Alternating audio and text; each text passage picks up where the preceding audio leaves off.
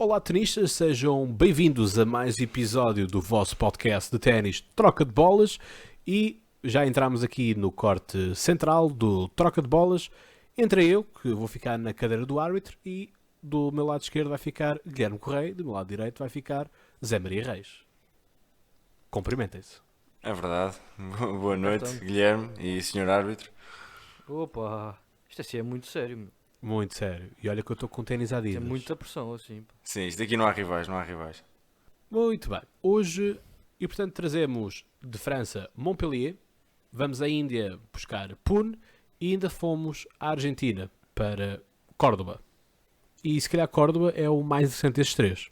O Pune eu diria que é o pior. Sim, será entre Montpellier e Córdoba, sem dúvida. Mas Montpellier para mim é superior. E vamos ainda à África do Sul para o grande jogo de exibição. Eu não vou dizer o singular, eu vou dizer mesmo o grande jogo de exibição de pares na equipa de Rafael Nadal com Trevor Noah e do outro lado Roger Federer com Bill Gates. Mas isso já vou dizer os meus comentários sobre essa mítica partida de pares.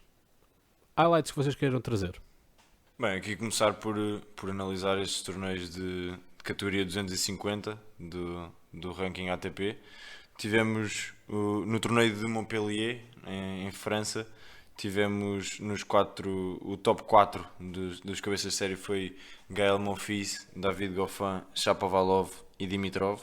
Destes 4, Dimitrov e Shapovalov foram eliminados logo no seu primeiro jogo. Eles que não começaram nos 16avos, mas sim logo nos 8avos de final. Foram logo eliminados pelos seus oponentes. Sim, duas derrotas mais que não estávamos à espera que se pudesse ambicionar mais destes jogadores. Aqui, perante estas derrotas, Gaël Monfils ficou com o caminho aberto, totalmente aberto para o título, aqui em Montpellier, ele que estava a jogar em casa.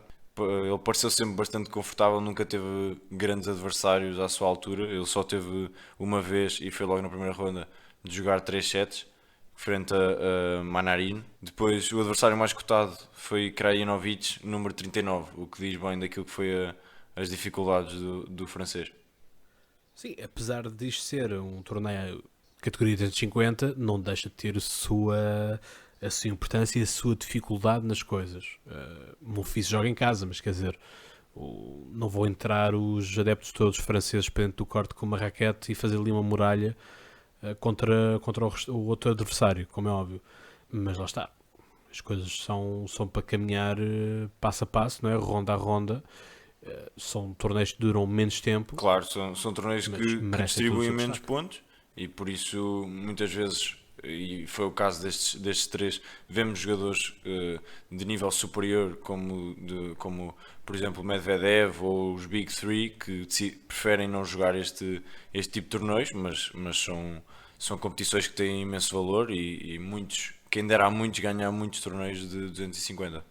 Claro que sim, porque lá está, tu aqui com muitos desses, com essa exclusão de partes, se fores ali um jogador de média categoria, acumulas tantos pontos como, corrijo-me se eu estiver em erro, mas se passares, por exemplo, acumulas tantos pontos.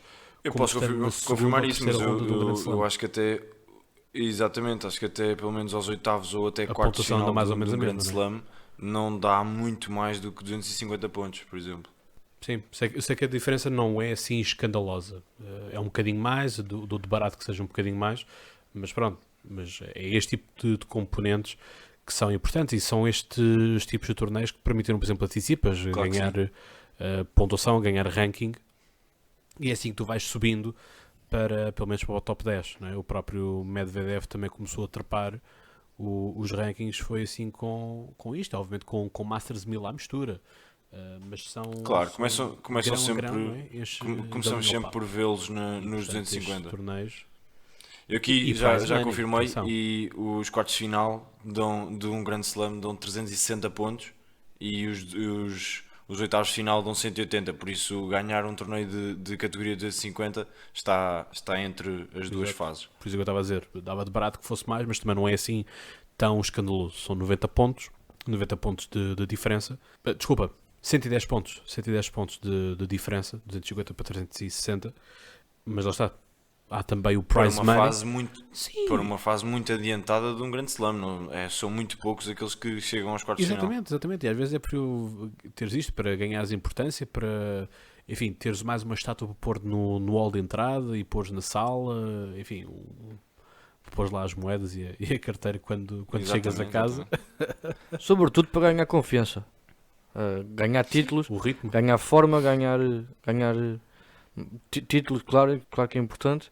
Mas, por exemplo, o Monfils, não sei se chegou assim tantas vezes a quartos de final de torneios de Grand Slam. Por exemplo, eu lembro-me perfeitamente de ver agora, quando ele ganhou a Montpellier, que o Monfils é o jogador que igualou Nadal com 16 anos consecutivos a jogar pelo menos uma final por época. E Monfils não é um jogador que esteja assim tão bem cotado, nem com um passado histórico, com grandes resultados a nível de vitórias e de finais jogadas. Ele já jogou muitas finais, ganhou poucas, mas pronto, é simplesmente também é histórico o facto de ele estar 16 anos consecutivos a jogar pelo menos uma final por época. É um feito que ele conseguiu e ganhou o Montpellier em casa e dos 250 para ele fazer esta caminhada que ele já disse que o objetivo dele é ficar dentro do top 5 no final da época.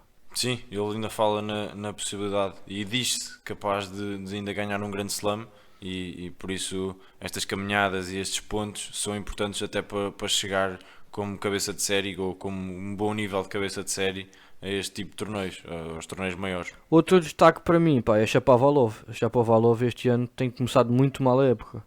É verdade, Mais ele uma fez vez a perder boa- na primeira ele fez ronda. uma boa ATP Cup e eu até achei que ele pudesse, e foi a minha aposta até no Australian Open, achei que ele pudesse fazer um bom Grand Slam, mas realmente ele desiludiu nesse e continua a desiludir, realmente baixou muito o nível.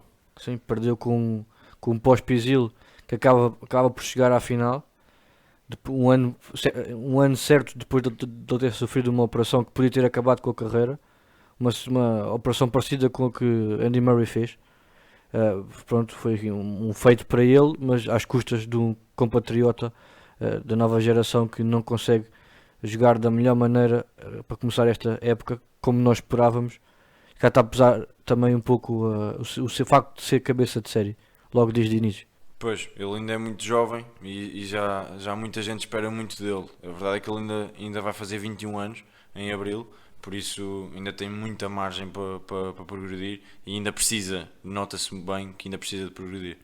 Destacar então Vasek Pospisil, que eliminou vários jogadores mais cotados que ele pelo caminho. Já falámos de Shapovalov. Nos quartos de final, Gasquet, beneficiando da desistência. Depois David Goffin, outro jogador também bastante difícil de defrontar, só perdendo então na final frente a Monfils 7-5, 6-3, não há muita dúvida. E lá está, o próprio David Goffin precisa recuperar a forma, precisa de voltar a ganhar aquela confiança e fazer boas partidas, não é? E bom de torneios, e portanto é necessário que ele também aproveite este tipo de coisas para ir praticando, não é?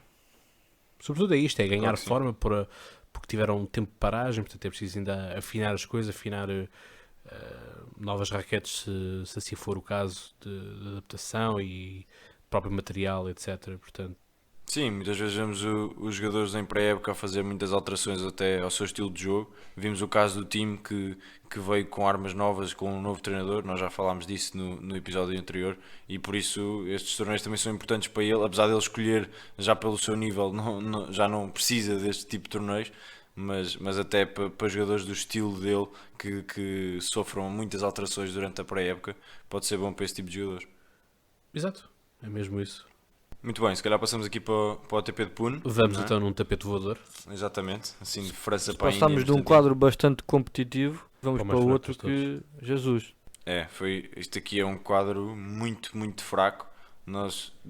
Podemos dizer que o segundo cabeça de série, que é o Berankis, da Lituânia, é o número 64 do ranking. Não é? Para termos noção, é um ranking perto do João Sousa. João Sousa entraria para este torneio como terceiro cabeça de série, o que é algo raro para um jogador de número 68 do ranking.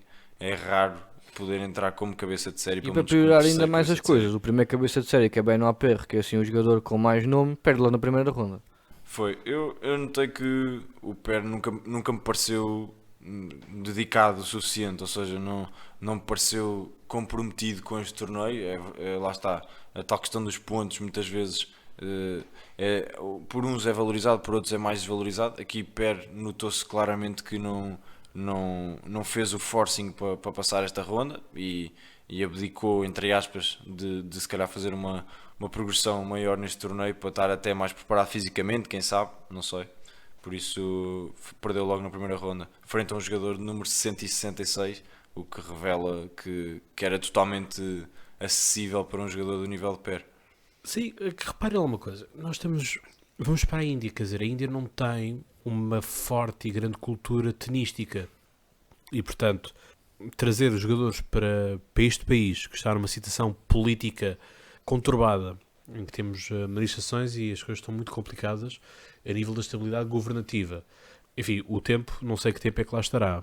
Quente, com certeza. Sim, mas pronto, mas tudo isso pesa na componente da escolha. E isto, já falei muitas vezes na altura do podcast Conversa com os diretores do Millennium Steel Open, e muitas vezes aquilo que faz diferença é o bom feedback que se vai deixando da experiência. E, portanto, ou o pessoal em Pune, na Índia, consegue proporcionar uma grande experiência às coisas, ou só por via do dinheiro isso não acontece. Nós sempre temos o Doha, por exemplo, não é? E temos o Qatars e Arábias Sauditas pelo meio dos calendários, e além de serem países com muita capacidade financeira de pagar, não é? Para que pagar só o cachê de determinado tenista lá jogar, mas conseguem proporcionar todo um outro ambiente, toda uma outra festividade. Excelentes condições. Exatamente, que se calhar o pessoal na Índia não consegue ter. E quem fala da Índia fala de outros países, mas quer dizer, se nós compararmos o Millennium Steel Open a Pune, Millennium Steel Open bate Pune a léguas. É incomparável, é incomparável. Só assim é que um torneio do nível... E mais te digo, olhando para o cartaz do Millennium Steel Open do ano passado, comparando com o de Montpellier, por exemplo, eu acho muito melhor do Millennium Steel Open. Por exemplo, o Millennium Steel Open é muitas vezes elogiado por variadíssimos tenistas que têm aqui uma boa experiência. Lisboa e o Estoril e Cascais são sítios espetaculares para estar e para estar em família até. Muitos aproveitam para trazer a família. Quer dizer, e são locais seguros que sim. Muitas vezes... O bom tempo e a mística. Exatamente. É o que o pessoal diz. É que tu ali no Estoril tens o mar, mas se andares mais 5 km tens a montanha, não é? Portanto, tens tudo isso para se resolver. Eu lembro-me há 2 anos, por exemplo, Tsitsipas, João Sousa e mais outros 2 tenistas, agora não me estou a recordar quem, por exemplo, foram jogar ténis no meio das obras da nova Business School, não é? Portanto, da Universidade Nova de Lisboa, a Escola de Economia ali em Carcavelos. O João Zilhão disse, inclusive, no podcast Conversa, que muitas vezes aquilo que se faz de negociar é oferecer um quarto especial para os pais do jogador, por exemplo. Portanto, são todas... lá está, se tu não podes, numa situação de gastar muito com cachês a pagar, procuras proporcionar, mimar com estas partes. E daqui o Hotel Miragem, um hotel de 5 estrelas ali em Cascais, consegue proporcionar esses tipos de momentos e, portanto, lá está, são esse tipo de coisas que o pessoal quer também ser proporcionado. Já para não falar do nosso povo, dos povos mais friendly, mais amigáveis que existem ao redor do mundo. Sim. Só para fazer aqui uma pequena comparação, já que falámos no Millennium Steel Open, Gerasimov, ano passado, foi o último jogador a entrar no qualifying cá no Steel Open. E foi eliminado. E foi eliminado na primeira ronda de qualifying. E foi o finalista vencido de Pune. Só aí está. Exatamente, está aqui o contraste perfeito daquilo que são duas realidades de torneio que se distribuem em termos ATP exatamente os mesmos pontos. Eu ia pegar exatamente dizer nisso. Também que... Realmente é notório a diferença de qualidade de um para o outro, não é? Do Estoril aqui para Pune, por exemplo. Dizer também que Gerasimov, quando veio cá, estava muito mais mal cotado no ranking do que quando está agora em Pune. Ele já está bem dentro do top 100, na altura estava 168, se não me engano. Sim. Mas pronto, é o mesmo jogador. Estamos a falar de uma grande subida que ele fez é metade da época passada, mas pronto, é uma pequena comparação só de Claro, curiosidade. mas estamos a falar, não nos podemos esquecer, estamos a falar de maio para fevereiro do ano seguinte, não Sim, é? Quer dizer, passou quase um ano. é uma diferença muito grande para um jogador. E assim Vezeli voltou às vitórias, que já não ganhavam um torneio há 5 anos. Foi uma boa vitória aqui para Vezeli, teve tudo para vencer este torneio, não é? Teve o perfil perfeito para poder vencer este torneio, que foi tendo baixas nos seus cabeças de série que já não eram muito bem cotados, e por isso Vezeli teve aqui um bom percurso para vencer este torneio. Sim, aproveitou a oportunidade e juntou mais um título e melhorar a confiança também para o futuro que se avizinha. Exato. E pronto, e não podemos esquecer-nos, estamos aqui na ressaca do Grande Slam, não é? O enquadramento ainda do Millennium Steel Open encontra-se na mesma semana que o torneio de Munique. Mas é antes de um Grande Slam, não depois. Sim. Mas lá está. Mas deixa-me acabar o raciocínio. Portanto, na mesma semana tínhamos antigamente Estoril, Munique e tínhamos Istambul. Istambul também era um torneio que trazia bons jogadores. E Istambul saiu do circuito. E, portanto, Lisboa conseguiu beneficiar com isso. Como também o fez com o turismo. E a questão é que o Estoril está no meio entre dois Masters 1000. O de Madrid e o de Roma. Mas já está antes de um Grande Slam. Portanto, estás numa fase de aquecimento, de preparação, de testes para a prova rainha da Terra Batida, o Roland Garros. Exatamente. E vamos então para Sul, porque não estamos já a fazer aqui nada na Índia. Vamos então para Córdoba, na Argentina. Aqui foi um quadro que, quer dizer, foi muito daquilo que era o esperado, olhando para o top 8. Aconteceu tudo da forma que seria de esperar. Nós temos o exemplo até aos quartos de final, apenas dois nos quartos de final. Explicar só que é quando supostamente os top 8 ficam só os top 8 a jogar entre si. Nos quartos de final apenas dois dos jogadores caíram, que foi Guido Pelha, o número 2, e Fernando Verdasco, o número 7. Por isso vê-se aqui aquilo que aconteceu, bateu muito certo com aquilo que eram os rankings dos jogadores. E curiosamente foram dois jogadores que se defrontavam no quarto de final. Exatamente. Por isso um dos quartos de final ficou refém de qualquer cabeça de série. Cabeça de série, isso mesmo. Depois nas meias finais apenas o número 2 não esteve presente, do top 4, não é? Que mais uma vez dizer que nas meias finais é suposto o top 4 encontrar-se, e apenas o número 2 não esteve presente, que era o Guido Pelha, que já tinha sido eliminado antes. E por isso, mais uma vez, a notar-se que foi um quadro que decorreu de forma natural. Sim, aqui Guido Pelha talvez a maior surpresa por ser eliminado muito cedo, visto que ele também estava a jogar em casa. Sim, exatamente. Jogador argentino, tal como Diego Schwartzman, que acabou por chegar à final E perder. ou seja, o tenista chileno acabou por estragar a festa dos argentinos.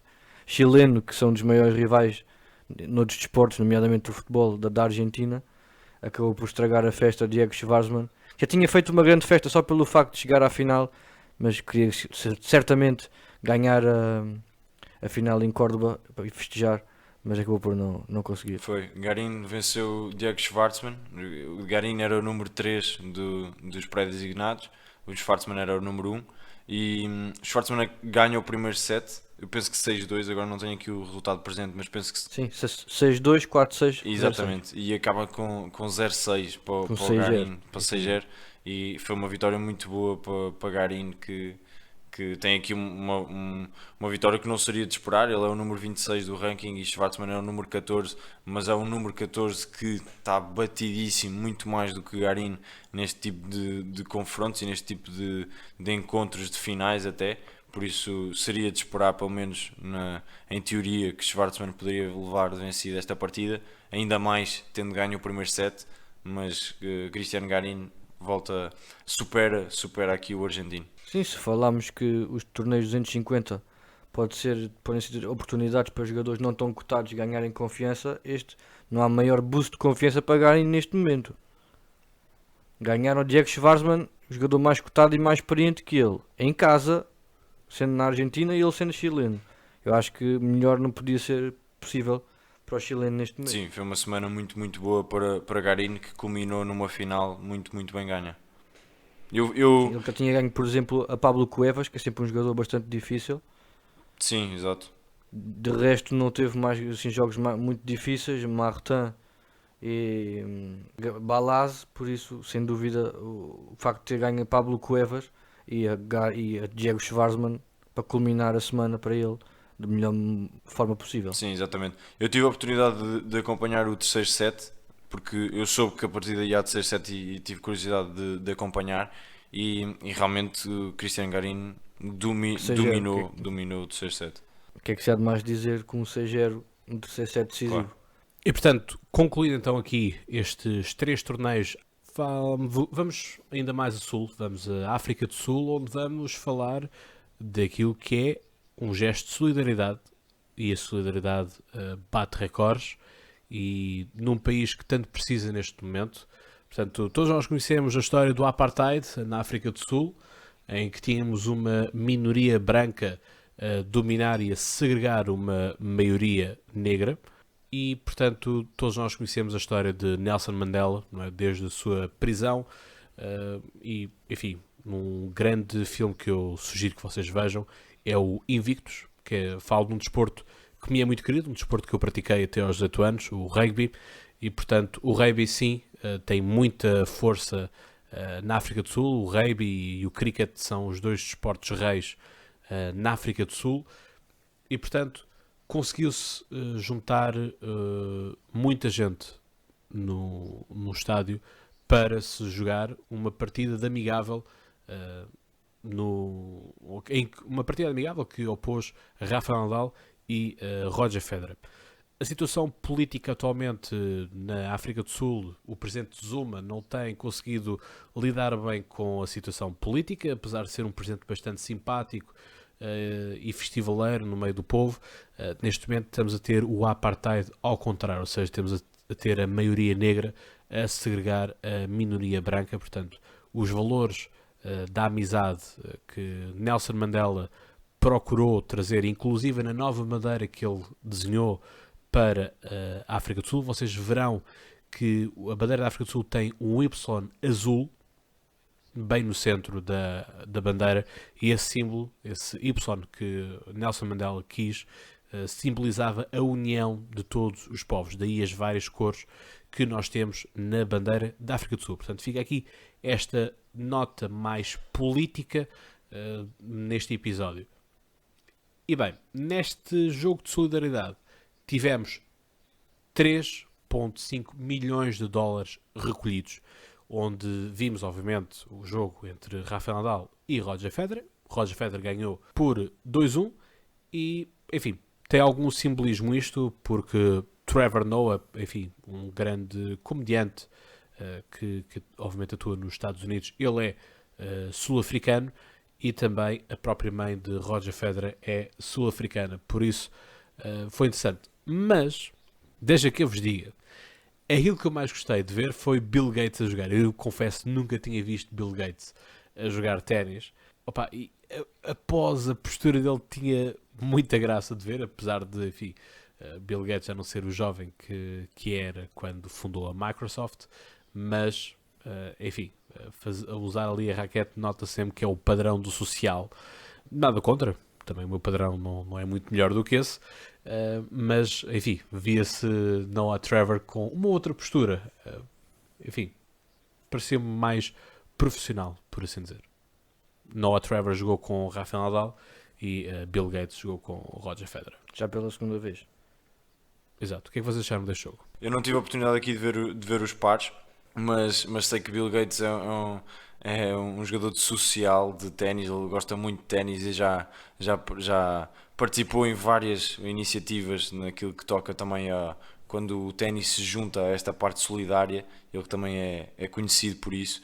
E por isso é mais uma vez de louvar a disponibilidade que tem para ir à África do Sul fazer aqui um jogo com o Federer. De certeza que foi um prazer enorme para ele, mas relembrar que também já tem 64 anos, também não era de esperar um grande jogador, mas pronto, mas é sempre giro de ver. Sim, aqui focar mais no no jogo de singulares. Obviamente que é um jogo mais ou menos combinado, por isto é feito pela fundação do Roger Federer. Obviamente o Federer tinha que ganhar. Relembrar que isto foi o refazer do jogo que já tinha sido feito para jogo para a África na altura, em 2010, a mesma coisa, feita pelo Roger Federer e Rafael Nadal. O Roger Federer também ganhou e em 3 sets, ou seja, isto é quase combinado. Mas às vezes também é muito interessante ver este tipo de jogos que os jogadores estão a jogar soltos, ou seja, jogam muito para o espetáculo, para o show-off. Por isso é sempre interessante ver um jogo entre dois campeões, grandes amigos, grandes rivais também. Por isso é sempre bom ver um jogo destes e, claro, o que é que podemos mais pedir do que do excelente espetáculo dado por estes dois senhores da nossa modalidade. Sim, tivemos de tudo. Tivemos twinners, tivemos lobs, tivemos passing shots, tivemos banana shots do Nadal, tivemos tudo e mais alguma coisa. O match point simboliza isso mesmo, um amorti perfeito de Federer. Se não viram, vejam. Até Nadal acaba por saltar a rede para abraçar, como que a cumprimentarem-se no final do jogo, como é óbvio. E foi um jogo giro de ver. Foi um jogo engraçado, mas lá está, fica na memória, mais do que o ténis e mais do que isso tudo, fica na memória que foi batido o recorde de assistência de 52 mil pessoas, que é inacreditável para um jogo de ténis. De certeza que houve muita gente a ver pouco da bola, mas também não era o mais importante era juntarem-se à causa e poder ajudar a África e as pessoas em África, e ajudar a fundação do Federer a ajudar as pessoas em África e as crianças em África, e por isso foi muito bonito de se ver, e espero que continuemos a assistir a mais iniciativas destas, que o ténis nisso acho que não há quem bata, e por isso que continua assim.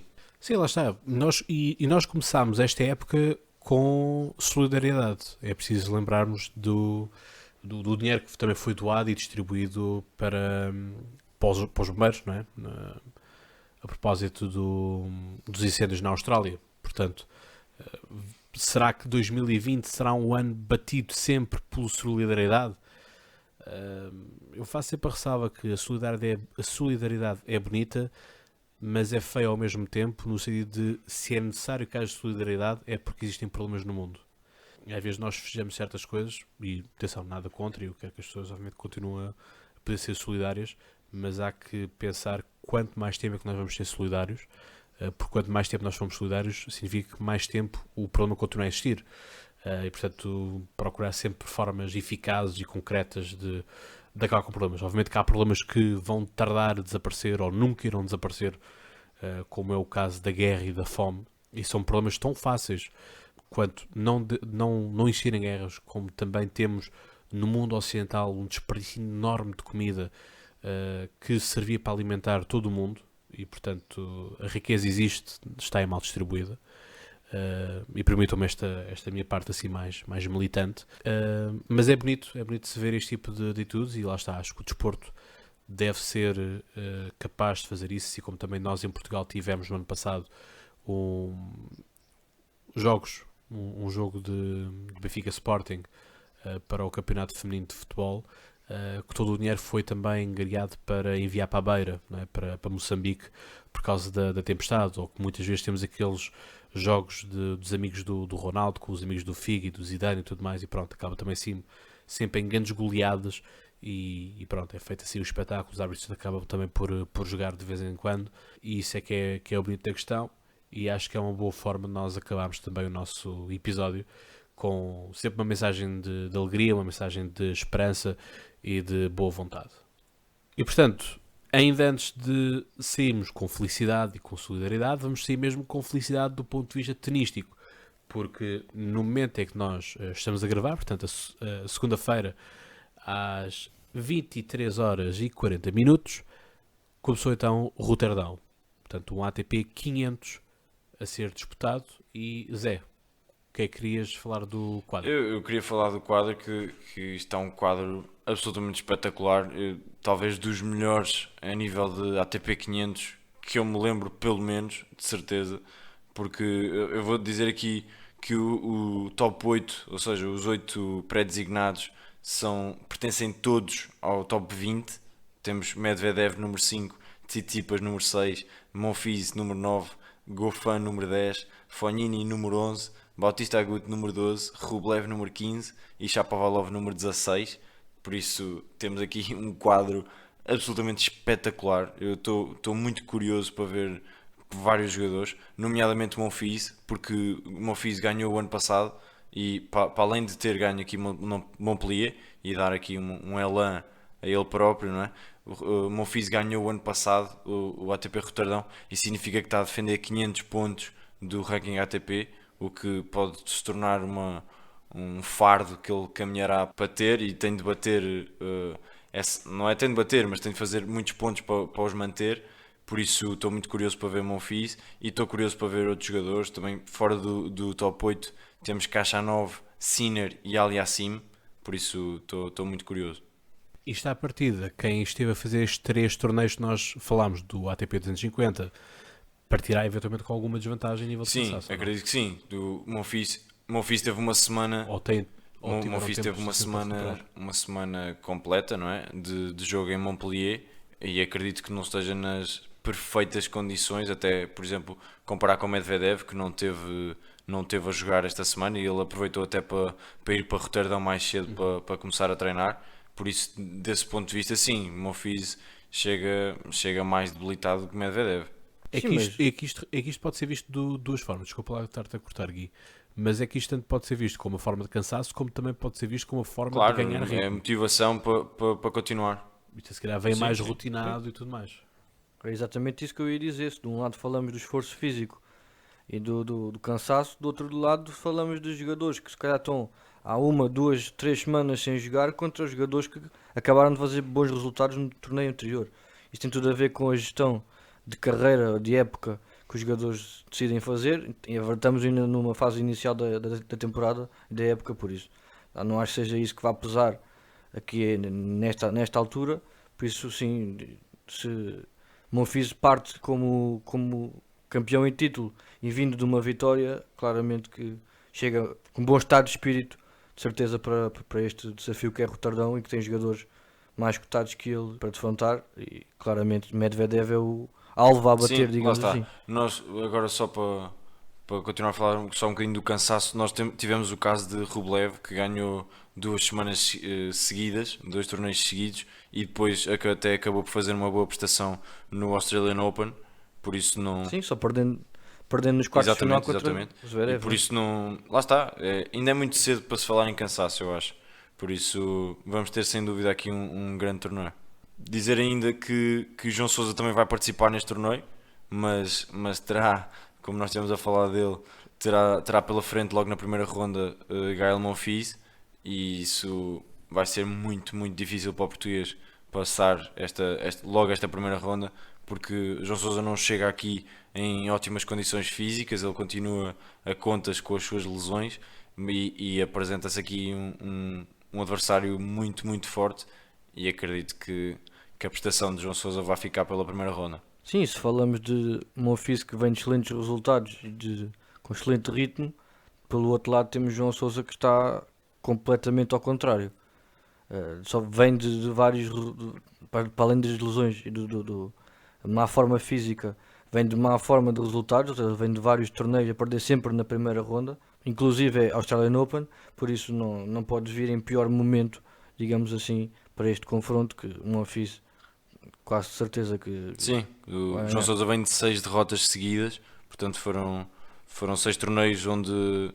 Não, aliás, 5 derrotas seguidas em primeiras rondas, por isso podemos logo dizer que está num mau momento de forma, e só damos os votos para que passe rapidamente este mau momento de forma e que seja já aqui, por mim pode já ser aqui, que dê aqui uma cambalhota na sua fase e que volte a escalar um pouco mais no ranking, ele que está a número 68 do mundo. É esperar para ver. Vamos ver o que é que são. 500 pontos que estão em cima da mesa, são muitos, muitos pontos, e lá está. E é mais um troféu, é o que eu digo. Isto é mais uma peça de mobiliário para se pôr na sala, ou no hall de entrada, ou na cozinha, onde quer que seja, não é? Pai, não sei, eu imagino às vezes a mulher do Roger Federer fazer mousse de chocolate numa das taças. O que é que tu achas, Guilherme? Acho muito pouco provável que isso aconteça. Mas não achas que a mousse vai ficar com um sabor melhor? A Mel há pouco tempo fez um reclame onde era o filho do Cristiano Ronaldo a fazer com 2 bolas de ouro do Ronaldo as balizas, por isso é tudo possível. E as taças do ténis até têm a vantagem de dão melhor para postes, por isso nesse aspecto poderá ser até melhor. Epá, mas depois podem ficar amolgadas, pá. Sim, não convém. Isso não, por isso que eu estou a dizer, tipo, para bater ali as claras em castelo, pôr ali o chocolate quente e tal, envolver aquilo tudo, meter as gemas, meter os ovos. Sim, claro que uma batedeira não queria danos nenhuns no... É Sim, por dentro. convém não Sim, arriscar, mas convém é não por arriscar. dentro. Ok. Mas, Não, ó, não, amigos, tudo é bem. por dentro ninguém vê. Sim, também é verdade. Claramente tens boas ideias, tu. E vocês se beberem um espumante ou um champanhe num copo de cartão dos cafés, ou se beberem numa flute, não é? O champanhe sabe totalmente diferente. Por isso, não sei até que ponto a mousse de chocolate não saberá de forma diferente. Não bebidas alcoólicas. Sigam o exemplo do Guilherme Correia e não bebam álcool. Ou se beberem, bebam moderadamente. Sim, claramente não podia ser patrocinados por cervejas. Pode sim, porque tens cervejas zero álcool. Pronto. E já agora a Heineken vai estar no Millennium Steel Open e a Heineken vai fazer as festas da noite. Portanto, Heineken, se tiver alguém da Heineken a ouvir-nos, bom, podemos ser patrocinados, não temos problema nenhum com isso. É uma questão de falarmos. E bom, Negociar números. sim.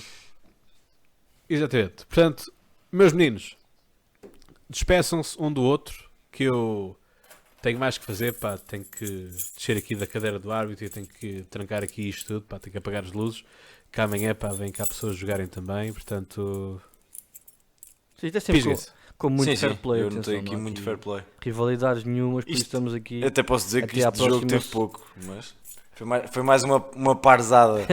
A rivalidade é até chegarmos ao próximo Masters 1000. Pois.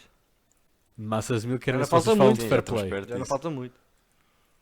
E eu tenho que correr mais do que vocês, porque eu estou em último lugar. Que isto assim, pá, não vai. Muito bem, então fica assim.